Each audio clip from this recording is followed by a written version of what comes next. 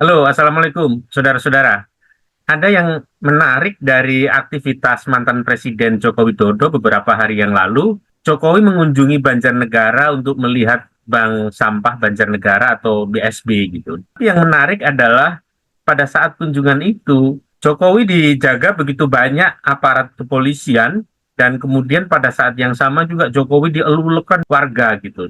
Ini seperti menampilkan satu pemandangan seolah-olah dia masih seorang presiden gitu. Jadi kalau kita ingat bahwa hari-hari Jokowi terjun ke masyarakat atau belusukan selalu nuansanya seperti itu, vibe-nya seperti itu.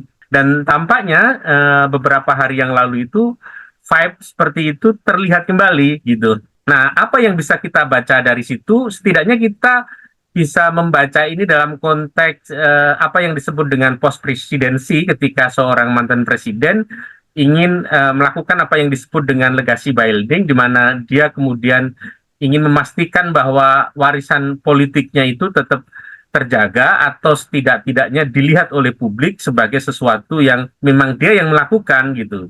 Selain itu juga kadang-kadang motifnya adalah ingin menjaga relevansinya di publik, tentu saja karena ketika dia sudah tidak lagi menjabat, interaksi dengan publik tentu akan menurun karena dia tidak memiliki tugas-tugas lagi yang berhubungan dengan publik.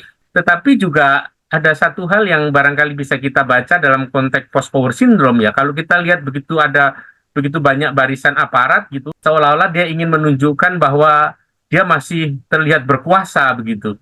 Salah satu mengapa mantan presiden menjaga relevansinya di hadapan publik adalah untuk memberikan semacam dukungan politik terhadap orang-orang yang masih berkuasa. Tentu kita bisa membaca itu sebagai misalnya Gibran yang sekarang menjadi wakil presiden dan pada saat yang sama barangkali itu menjadi semacam gertakan politik kepada atasannya Gibran yaitu Presiden Prabowo Subianto. Nah, untuk membahas ini lebih dalam kita akan membincangnya dengan Bung Halili Hasan, dosen dan peneliti politik yang juga pegiat hak asasi manusia. Apa kabar Bung Halili? Kabar baik. Ya, Bung, Anda melihat apa sebenarnya yang terjadi dengan Jokowi?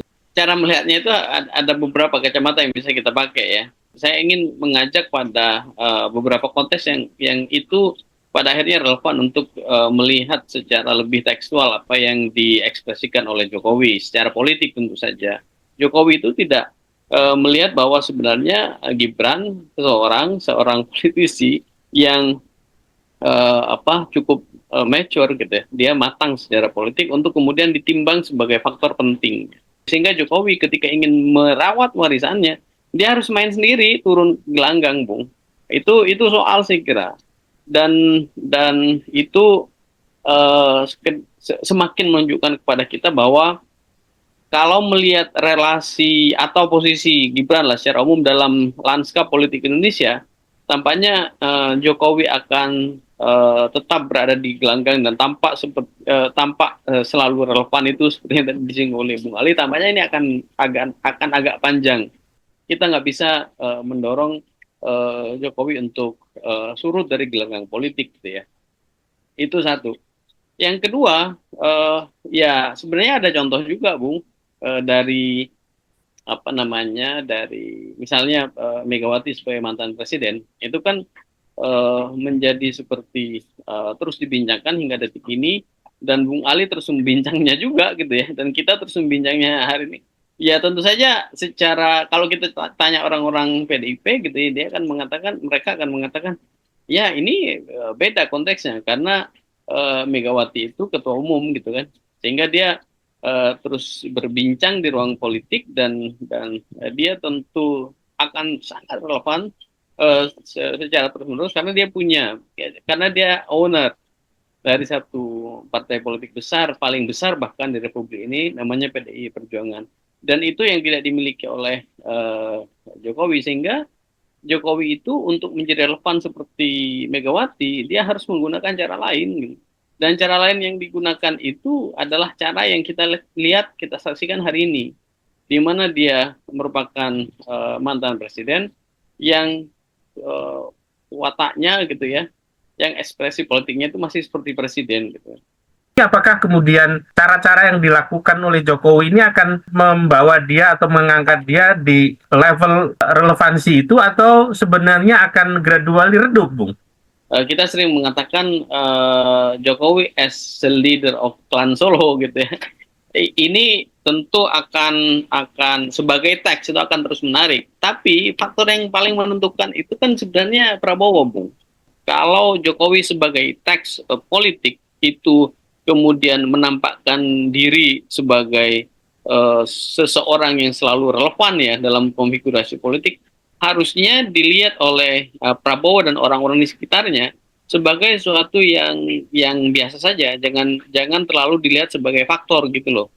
Ya, dia mau jumpalitan silakan aja jumpalitan, tapi isu utama dia dan kepemimpinannya mestinya dua hal itu, kepentingan bangsa dan negara, dan yang kedua adalah kepemimpinan presidensi dia. Ya, kalau dua hal itu bisa dikelola dengan baik ya oleh Prabowo, saya kira dengan sendirinya posisi Jokowi dan klan politik Solo secara umum itu dengan sendirinya akan melemah, dan itu akan sampai pada satu ujung konsiderasi utama ya dari pemerintahan dan rezim lingkaran politik di sekitar Prabowo, bahwa silakan aja jumpalitan gitu ya sepanjang itu tidak bertentangan secara hukum gitu.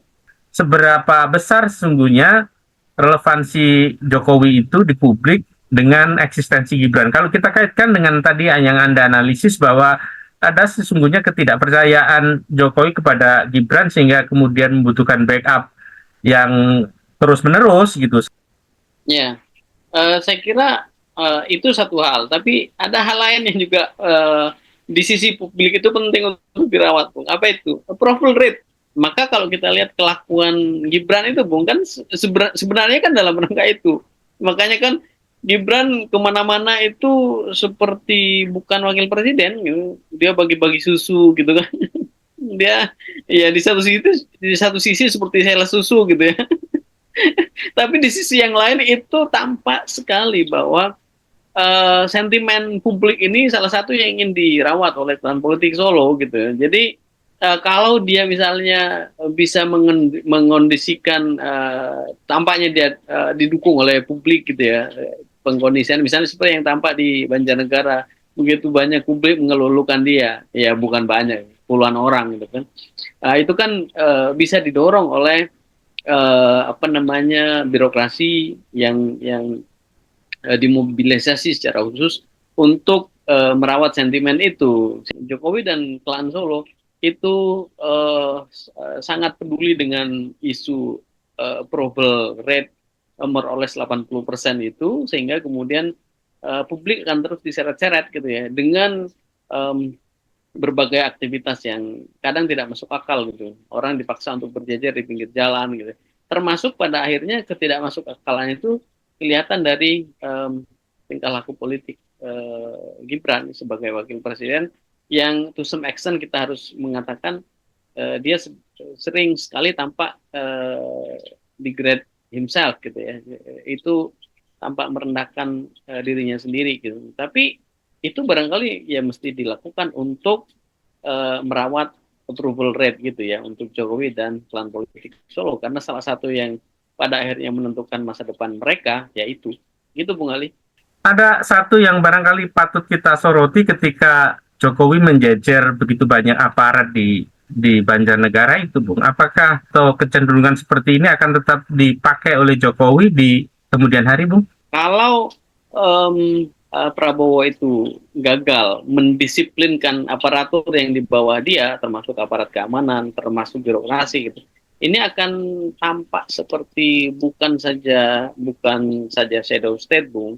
Ini seperti apa namanya shadow vetokrasi, gitu ya. Pemimpinan dengan veto tertentu yang sebenarnya itu bekerja di balik pemerintahan resmi gitu ya.